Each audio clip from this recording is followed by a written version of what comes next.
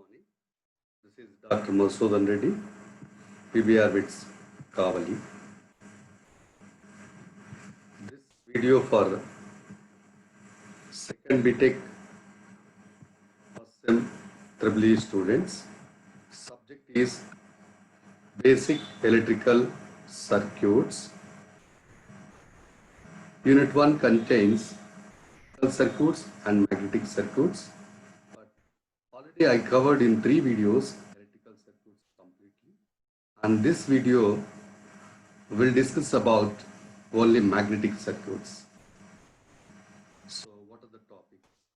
Introduction, laws of magnetism, properties of lines of force, definitions, Faraday's law of electromagnetic induction.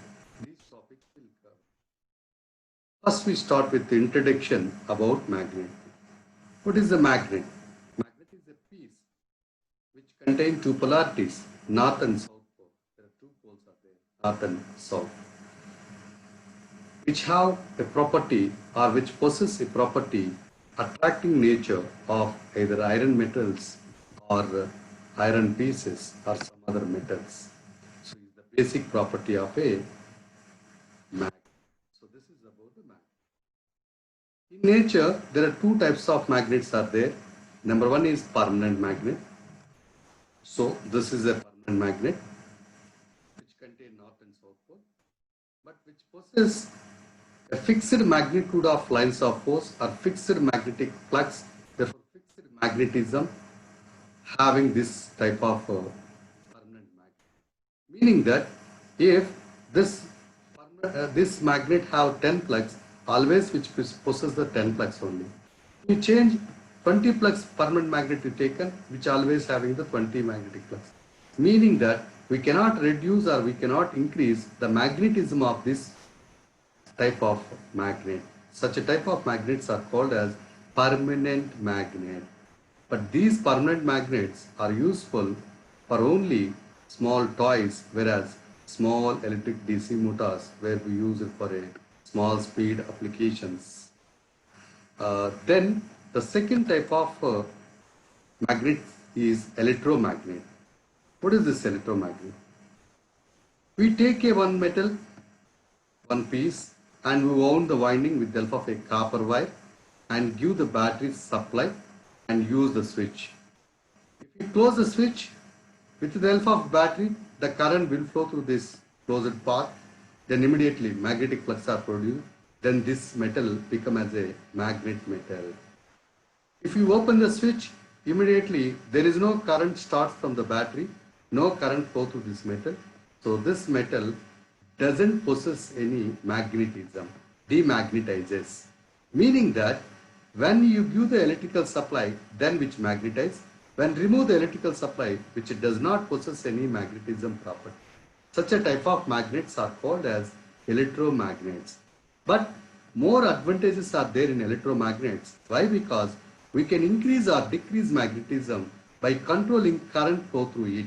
We place here rheostat. With the help of a rheostat, we can control the current flow through this metal and we can control the magnetism possessed by this electromagnet. So electromagnets are practically applicable. Most of the 90% of the applications we are using electromagnet type. We are not using permanent magnet type. Then laws of magnetism. There are two laws of magnetism are there. Number one is like poles are attract to each other. Like poles are repel to each other, unlike poles are attract to each other. For example, south-south is there, north-north is there, which repels. The force is repulsed between these two. These two moved away from this. This side it will move, this side. So there is a repulsion force is developed if the same poles are placed near. If unlike poles are placed near, two magnets are taken, unlike poles are placed near, then attractive force is developed. So here, this side it will be attracted, this side it will both together be attracted to each other. So this says the first law of magnetism. Then the second law, what is the second law? Second law is derived or explained by coulombs. What is that coulombs? Whenever this repulsive or attraction, we want to measure it in terms of force. That force is directly proportional to the multiplication of magnetic charges of these poles and is inversely proportional to the distance between these two poles. So see this. This law experimentally proved by scientist Coulomb. Coulomb's law states that the magnitude of electrostatic force of attraction or repulsion between 2 points of charges is directly proportional to product of magnitude of charges mean Q and Q, and is inversely proportional to the square of distance between them. So therefore, F is equal to K into Q1, Q2 by D square. Q1, Q2 are charges of two metals, two magnet pieces. D is the distance between these two. So therefore, this much of force is developed, is explained with the help of a second law. So these are the laws of magnetic. Next, properties of lines of force or properties of magnet. The first property is lines of force are always starts the magnetic flux from north and terminates at south.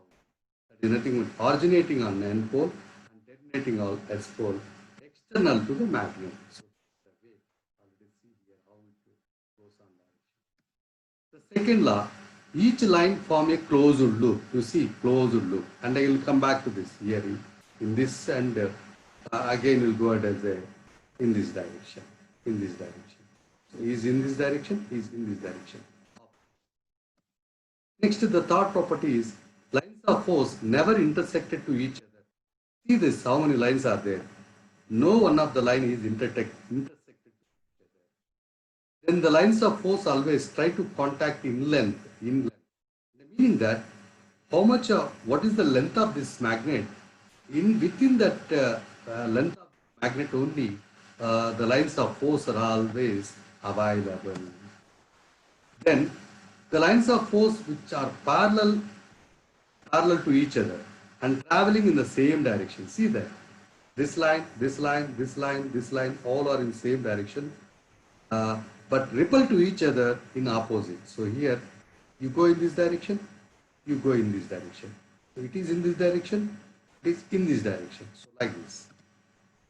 The magnetic lines of force are always prefer a path offering least opposition, mean least reluctance path, which identifies where the low reluctance path is there. In such a path, the more number of magnetic flux are flowing. So that is about this. Magnetic lines of force are always prefer a path offering least opposition. That is about property. Next, we want to discuss about the definitions. First, we start with the magnetic flux. What is the magnetic flux? See that here. So this total lines of force combined together is called as magnetic flux. So that is the total number of lines of force existing in a particular magnetic field is called magnetic flux. It is represented with letter as a pi, and units are Webers. Always 1 Weber is equal to 10 power 8 lines of force.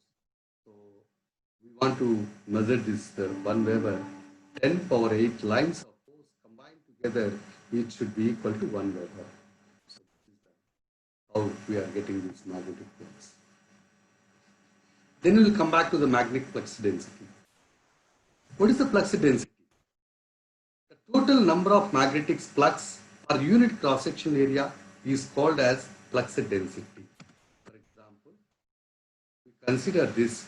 This is the north and south. We take a particular portion of a cross-sectional area. How many number of flux are there with respect to that cross-sectional area is represented as magnetic flux density. Also see that flux per unit cross-sectional area in a pole at right angles to flux is known as flux density. Is represented with beta, and units are Webers per meter square. Webers per meter square. Next, magnetic field strength. How we will get into the magnetic field strength? First of all, you see here, we are wound the number of turns, n number of turns, and we are giving the excitation immediately the current will flow through this. So whenever this current will flow through this, N into I, so therefore L is equal to N pi by I. Therefore, so based on this, how much of current will flow through this, the number of flux are produced. So this is the ability of how many number of magnetic flux are produced, which gives quantitative measure of strongness or weakness of the magnetic field, which gives. So how it is depends, which depends on I value. I value. So therefore, the force experienced by a unit N pole when placed at any point in a magnetic field is known as magnetic field. It is the ability, how many number of flux can withstand in a electromagnet is called as magnetic field strength. It is denoted by H, units are ampere turns per meter. Why? Because Ni by L. Why? Because this total wire containing the meters and number of turns we are wounding on this, we are allowing the current. So this H is always proportional to the I and inversely proportional to the length. So we remember the field strength will increase by increasing the current. The field strength, magnetic field strength, will increase it by decreasing length of the material. So this is H is always proportional to I by L. Therefore H is equal to Ni by L. So this is the ability of magnetic property or magnetic flux. How many magnetic flux can produce in any type of magnet is indicated as magnetic field strength. So here another parameter, the flux density is directly proportional to the field magnetic field strength. Therefore, beta is equal to mu H. Mu is the permeability of a material. There are two permeabilities are there. We'll discuss in the coming. Next, pole strength. This magnetic field strength and pole strength are differ, but it is also ability of a magnet. But it depends on the charge. Already we see in the earlier case, the charge of it is a fixed property of pole strength. But magnetic field strength is not a fixed property. It varied by increasing the current. It varied by increasing or decreasing the current. So, but whereas pole strength is not like that, which is the fixed property. So how many number of flux can produce in a particular magnet, which is designed by the ability of a type of material. If you use the copper, one type of magnetic flux are produced. If you use the iron, one type of magnetic flux are produced. Such a type of strength is called as the pole strength. So every pole has a capacity to radiate or accept certain number of magnetic lines of force. That is magnetic flux, which is called its strength. The force between poles depends on the pole strength. Next, we remember pole strength and magnetic field strength are not same, both are different. Next, magnetomotive force. What is the magnetomotive force? See here, in case of electrical circuit, electromotive force EMF. When we'll give this EMF, which derivates the current, how much of current will flow to the circuit. Similar way, this magnetic force, which decides how many number of flux are produced in a magnetic material, is called as magnetomotive force. The force behind the flow of flux or production of flux in a magnetic circuit is called magnetomotive force. So the MMF determines the magnetic field strength. Units are ampere turns. So magnetic motive force, MMF is equal to N into I. Meaning that whenever we give a current will flow through a number of turns of the coil, then which produces a force, that force is called as magnetomotive force. The units of this magnetomotive force is ampere turns, where N is number of turns and I is current in amperes. You see in the earlier case also here you see. So this is about number of turns multiplied by current is called as MMF.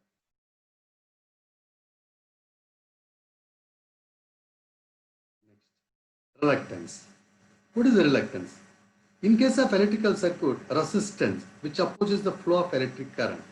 Similarly, in magnetic circuit, reluctance which opposes the flow of flux is called as reluctance, is denoted by S.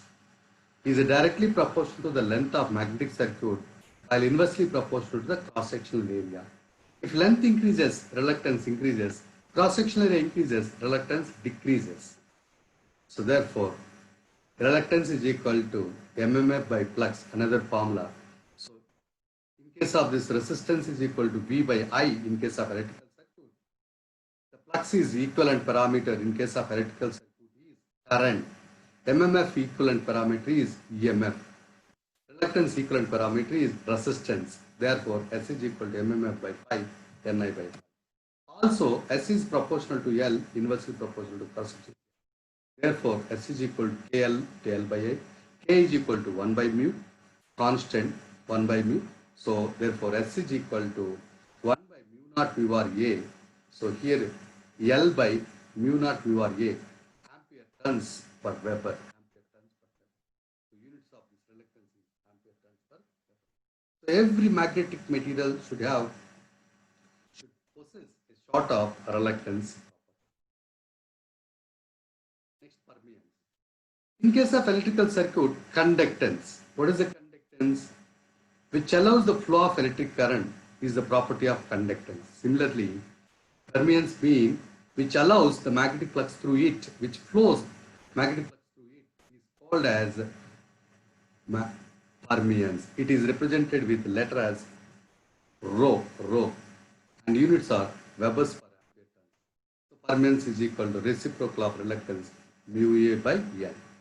Then permeability.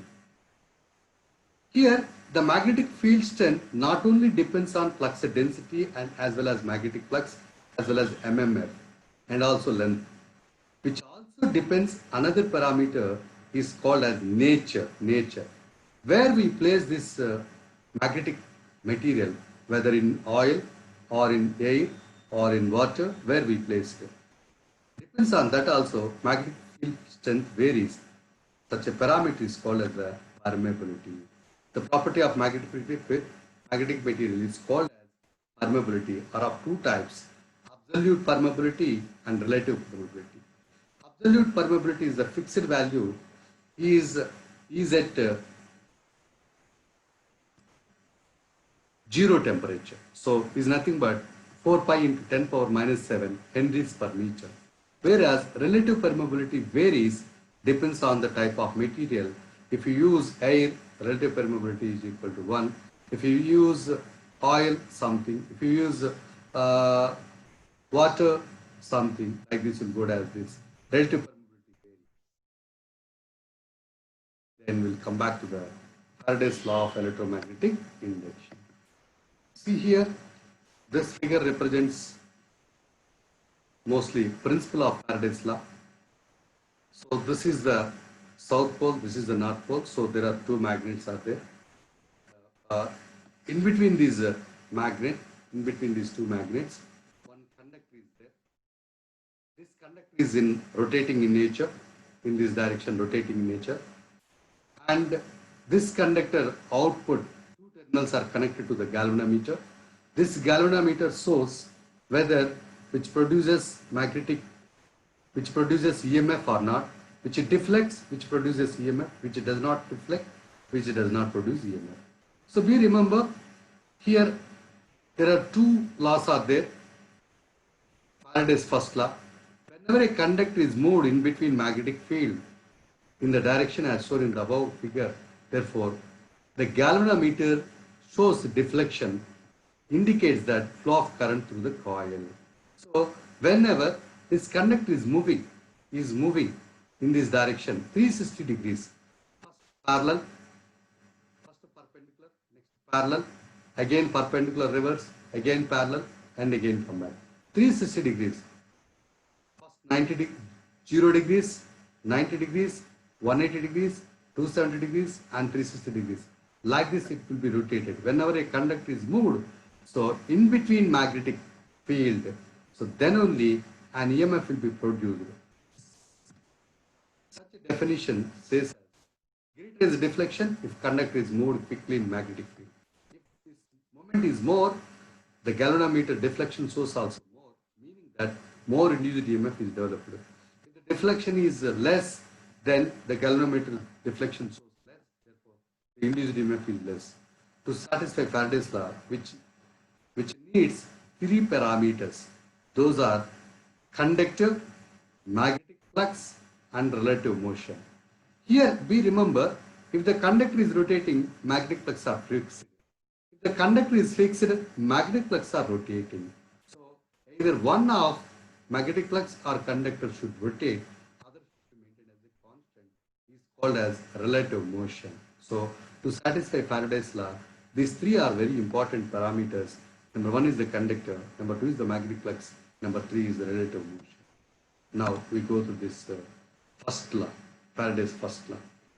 Whenever a conductor cuts the magnetic flux, an EMF will be produced in that conductor. Is called as first law. See here, what is the definition? Whenever the number of magnetic lines are forced linking with a coil or circuit changes, an EMF gets induced in that coil or circuit. Just we seen that with the help of a galvanometer, whether the induced EMF is developed or not. Faraday's second law, which states that the induced EMF is directly proportional to the rate of change of flux linkages. Nothing but flux into turns of the coil. How many number of turns? So here, first consider a coil having n turns. The initial flux linking with the coil is pi 1. Next, after some time, therefore total flux linkage is n into pi 1. After some time interval of this, so the flux are changed from pi 1 to pi 2. Why? Because the number of flux are increased from 2 to 4, 4 to 6, 6 to 10. Like this, how many total magnetic flux, for example, 20. So 2 to 20 slowly increases, meaning that the number of flux will change from pi 1 to pi 2, pi 2 to pi 3, pi 3 to pi 4, like this. We taken only two intervals here. At first interval, T prime interval T1, n into pi 1. Second interval, the total flux is n into pi 2. So therefore, the difference of, therefore, rate of change of flux linkages is equal to here. So n into pi 2 minus pi 1 by T, T2 minus T1 H. So next, as per the first law, the EMF will get induced in the coil because of rate of change of flux is there. N into pi 2 minus pi 1 divided by time period. Rate of change of nothing but d pi by dt. T2 minus T1 is there. dt. Pi 2 minus pi 1 is nothing but d pi. So n into d pi by dt. As per second law, the magnitude of EMF is directly proportional to the rate of change of flux linkaging. So rate of change of flux linkaging, for example, 4, so that much of EMF, 10, that much of EMF, if 20, that much of EMF, like this increases, this induced EMF or decreases, depends on rate of change of flux linkage, is indicated as the second law. So therefore here E is equal to n into pi 2 minus n into pi 1 by t, n into pi 2 minus pi 1 by t, n into t, actually this t is t2 minus t1, t2 minus t1. Therefore pi 2 minus pi 1 indicated as d pi, t2 minus t1 indicated as dt. This induced, this n into d pi by dt is called as induced EMF developed in the conductor, is as per Faraday's law. So whenever a conductor cuts the magnetic flux, an EMF will be produced, is the first law. That induced EMF is directly proportional to the d pi by dt, indicated as the second law, is equal to, we made as a constant, n is the number of turns. But as per Lentz's law, E is equal to minus n into d pi by dt.